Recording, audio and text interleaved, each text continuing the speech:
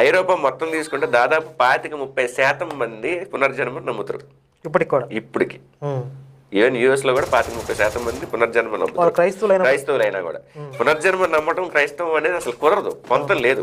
పునర్జన్మ నమ్మితే నువ్వు క్రైస్తవుడు కాదు, కుదరదు అసలు, రెండింటి పొంతం లేదు. అయినా నమ్ముతున్నారు. అంటే 1500 సంవత్సరాలు 2000 సంవత్సరాలుగా మతాలను నువ్వు అణగదొక్కేసినా సరే ఆ నమ్మకాలు ఇంకా పోలే. పైగా ఇంకొకటి ఏంటంటే ఇప్పుడు యోగా పెరగటం వల్ల కూడా హిందూ మతం ప్రభావం అనేది కూడా కొంత యాడ్ అవటం వల్ల కొంచెం ఇప్పుడు ఎప్పుడైనా సరే ఎవరికైనా సరే కొంత మనిషిలో కొంత మేధస్సు పెరిగిన తర్వాత ఆటోమేటిక్ గా అబ్రహామిక్ రిలీజియన్స్ నుంచి నువ్వు హిందూ ధర్మం వైపు రావాల్సిందే. అదేంటి మేధస్సు పెరిగితే అబ్రహాం రిలీజియన్స్ లేని వాళ్ళు అక్కడ ఉంటారా మరి? అంటే కొంతమంది దాన్ని బాధపడచ్చండి. నాకు అనిపిస్తుంది ఏంటంటే, నా పర్సనల్ ఒపీనియన్ ఏంటంటే, క్రైస్తవానికి అజ్ఞానం పేదరికం తప్పనిసరి. అజ్ఞానం పేదరికం లేకపోతే క్రైస్తవానికి మనుగడ లేదు. ఇప్పుడు ఐరోపా సంగతే తీసుకోండి.